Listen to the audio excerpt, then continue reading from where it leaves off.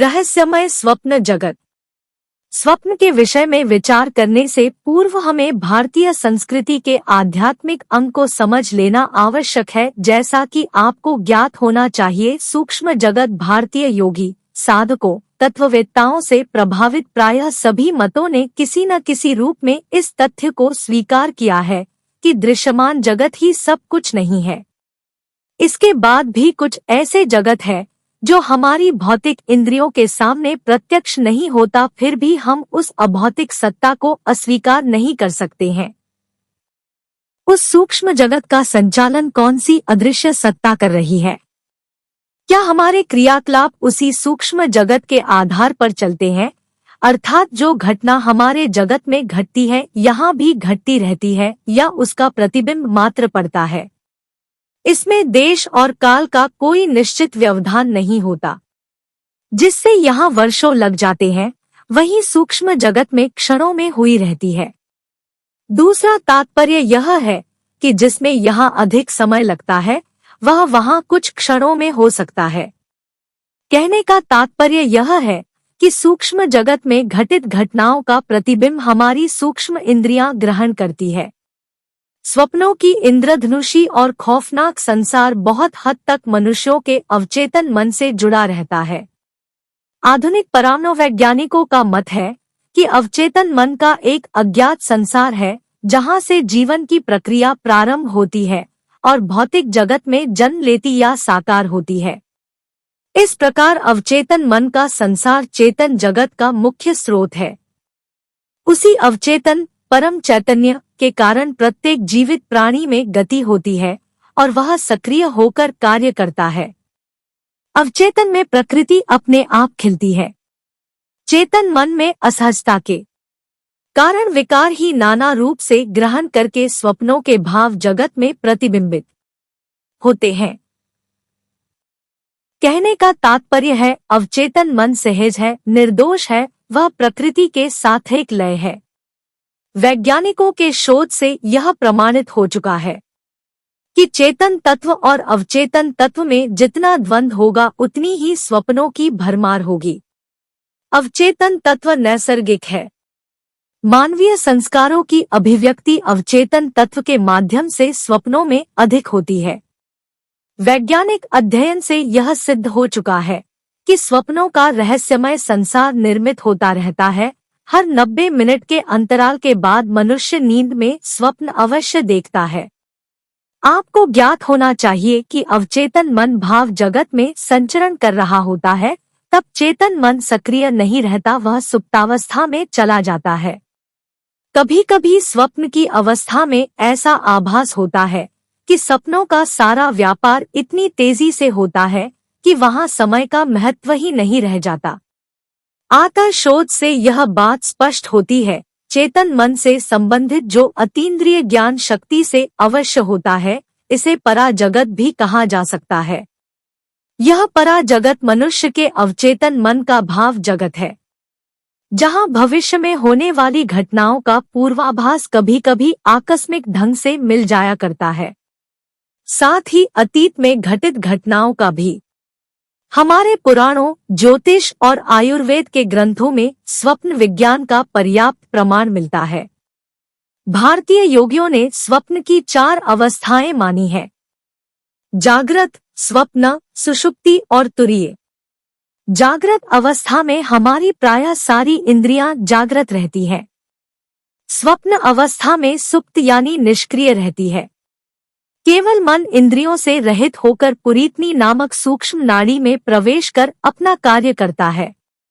इस अवस्था में भौतिक इंद्रियों से संपर्क न रहने के कारण उनके विषयों भौतिक पदार्थों का मन को ज्ञान नहीं रह जाता, किंतु सूक्ष्म नाड़ी में रहने से सूक्ष्म जगत में उसका संबंध रहता है और वह अपनी सामर्थ्य और योग्यता के अनुरूप वहां की घटनाओं या दृश्यों का वे भूत हो या भविष्य को साक्षात्कार करता है। और सुषुप्ति में मन भी निष्क्रिय हो जाता है, अतः उसे किसी प्रकार का आभास नहीं होता, शायद यही निद्रा की अवस्था हो।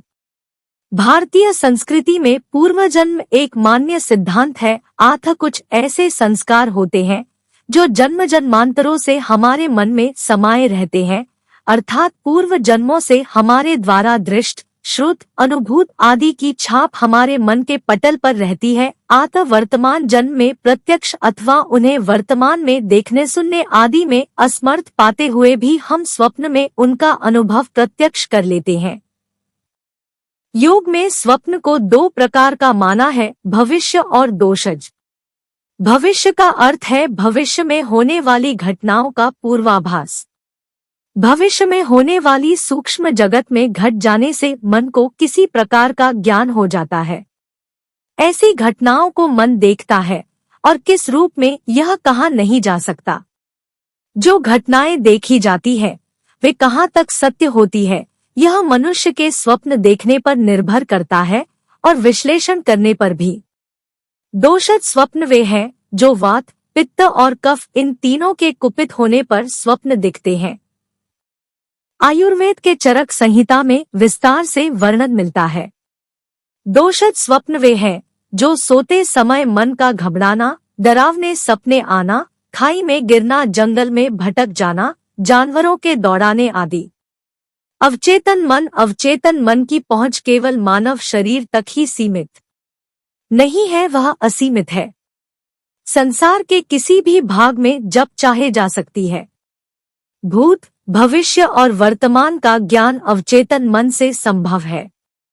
अवचेतन मन के इस रहस्य का ज्ञान आदिकाल से ऋषिमुनियों को पता रहा। उनके त्रिकालज्ञ होने का यही रहस्य है, जिनके विषय में अनेक उदाहरण सुनने को मिलते हैं। वे भूत, भविष्य का वर्णन इस प्रकार करते थे मानो वे उस घटना को प्रत्यक्ष देख रहे हो या उस ध को कभी देखा हुआ है। उनकी भविष्यवाणी का अक्षरशः सत्य होने का कारण अवचेतन मन है। ऐसे बहुत सारे रहस्यों को जो अवचेतन मन ग्रहण करने में समर्थ है। प्राचीन काल से मानव स्वप्नों के प्रति जिज्ञासा रखता आया है। एक प्रकार से सत्य भी है। शायद आपको ज्ञात हो, संपूर्ण जगत में केवल मानव मात्र ही स्वप्न देखता है और अपने तरीकों से करता है विश्लेषण। वर्तमान वैज्ञानिक शोध से पता चला है पशु पक्षी भी स्वप्न देखते हैं, लेकिन मानव की तरह उसका विश्लेषण नहीं कर सकते हैं। कहा जाए तो ईश्वर प्रदत्त स्वप्न मानव की सर्वश्रेष्ठ निधि कही जा सकती है। जिस समय हमारी पांचों ज्ञानेंद्रियां, कर्मेंद्रियां कर्म नहीं करती थी, उस समय जो हम देखते हैं वह स्वप्न कहा जा सकता है। हम स्वप्न में उसी प्रकार हिस्सा लेते हैं जैसे वास्तविक जीवन में। प्राचीन योगियों का मत है कि मानव शरीर में 72,000 नाड़ियां या उससे भी अधिक विद्यमान है। खासकर 3 नाड़ियां मुख्य है, इड़ा, पिंगला और सुषुम्ना। योग में सुषुम्ना नाड़ी की महत्ता है। सुषुम्ना नाड़ी में आकाश तत्व प्रधान है तथा यह प्रकाशमयी भी है। अतः इस प्रकाशमयी नाड़ी को ही ब्रह्मांड के रहस्य से मन का संबंध जोड़ने और व्यापक बनाने वाली माना गया है। उसी सुषुम्ना को सिद्ध कर साधक की चेतना विराट क्षेत्र में तैरती है। इसी प्रकार सुषुम्ना में मन का प्रवाह ही उन स्वप्नों का कारण बनता है। यह एक तथ्य है कि मन जब मस्तिष्क का अनुवर्ती न रहकर सुषुम्ना का अनुवर्ती हो जाता है, तब उसकी स्थूलता नष्ट हो जाती है और सूक्ष्मता आ जाती है। इस प्रकार मन स्थूल से सूक्ष्म होकर चेतन मन, अवचेतन मन बन जाता है। मन के 2 भेद हैं, चेतन मन और अवचेतन मन।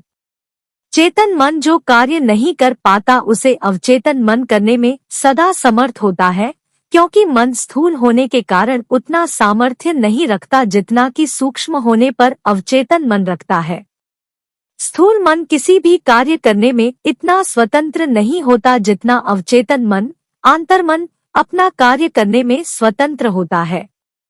विज्ञान की नजरों से देखा जाए तो स्वप्न एक मनोवैज्ञानिक तथ्य है जिसे उसके शारीरिक और मानसिक आधार पर समझने की आवश्यकता है। हमें सपनों के विषय की तथा उनके रहस्यों की खोज करनी चाहिए और यह पता लगाना चाहिए कि हमारी आत्मा की कौन सी शाखा इसे प्रस्तुत करती है। सपनों की आवर्ती का कार्य हमारी सोच का है या है बोध का। सपने हमारी विचार क्षमता का परिणाम नहीं है और यह सीधे सीधे बोध से भी नहीं जुड़ा है। फिर भी स्वप्न बोध का अंश है, क्योंकि हमारे भीतर उपलब्ध एक ऐसे प्रभाव का हिस्सा है जो ज्ञान अर्जित करता है। विचार को स्वप्न की उत्पत्ति का साधन न मानने के पीछे मुख्य कारण यह है कि नींद के दौरान विचार क्षमता का शिथिल पड़ जाना स्वप्न कल्पना क्षमता की स्थिति है जो ज्ञान प्रभाव के कारण जन्म लेती है। सपनों पर गहराई से अध्ययन करना चाहिए, क्योंकि ये अन्यथा नहीं होते।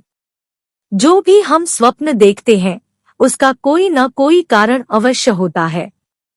कभी कभी सपने भविष्य में घटने वाली घटनाओं का पूर्व संकेत होते हैं और कभी संयोग भी। सपनों की प्रकृति हमारी नींद की प्रक्रिया का क्रमबद्ध विकास है।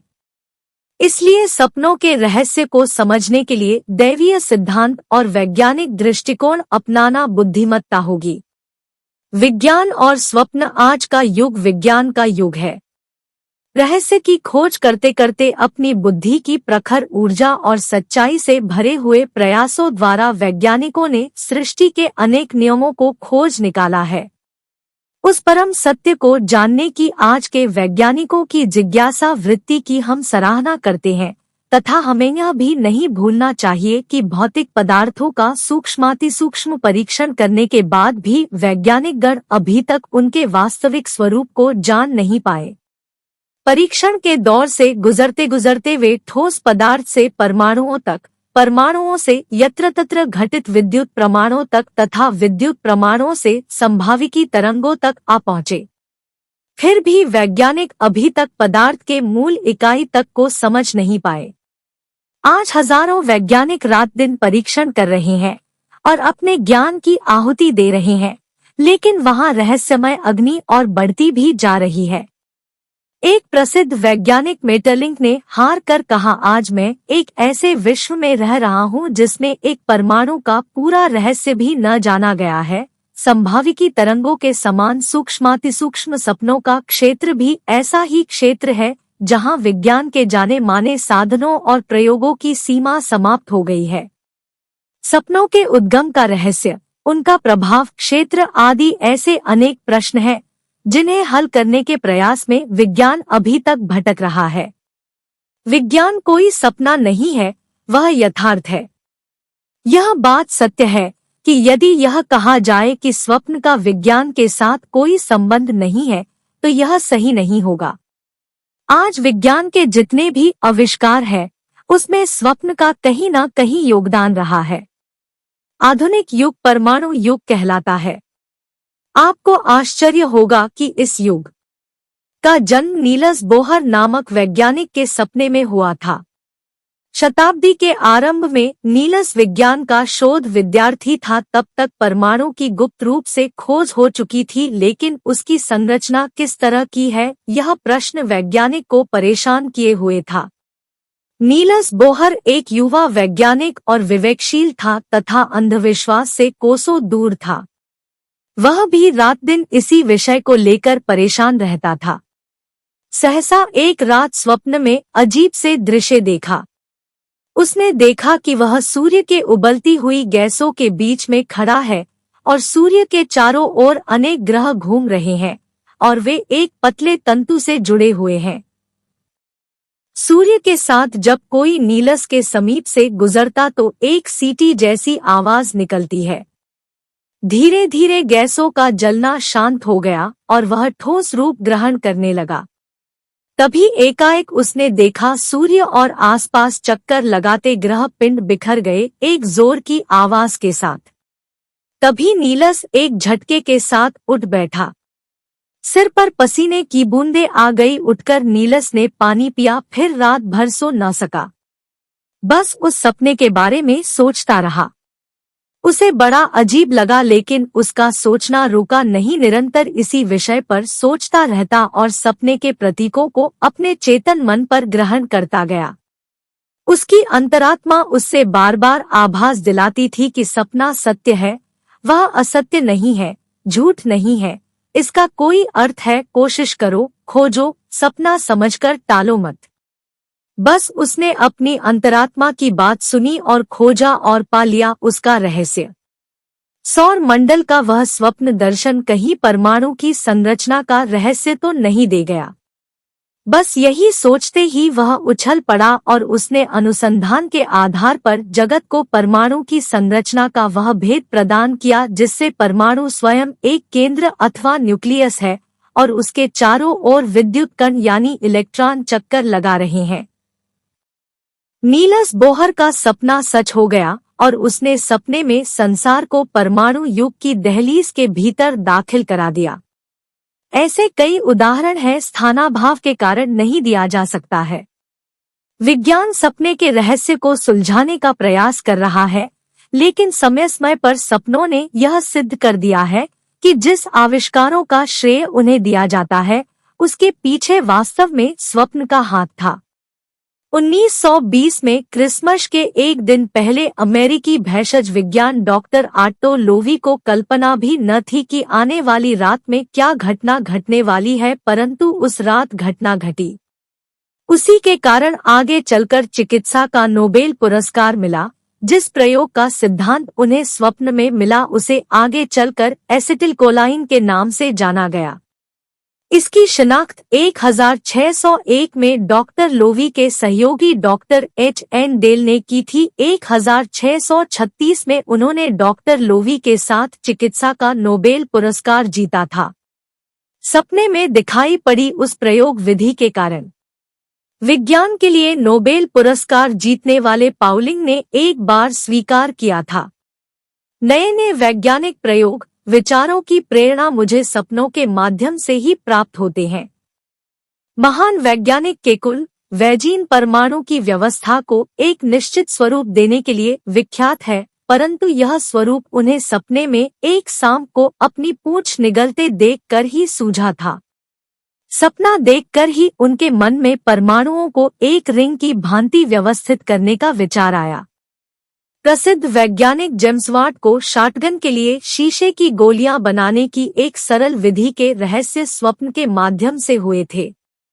आपको विश्वास हो या न हो, पर यह सत्य है कि गणित के अनेक जटिल समस्याओं के हल भी सपनों की दुनिया से जन्मे हैं। फ्रांस के प्रख्यात गणितज्ञ हेनरी फॉर ने विश्व भर में फैले अपने सहयोगियों से एक प्रश्न किया कि आपको गणित की जटिल समस्याओं को हल करने की प्रेरणा कहाँ से प्राप्त होती है? मनन चिंतन से या अपने साथियों से विचार विमर्श करके? 76% लोगों ने उत्तर दिया स्वप्न के माध्यम से।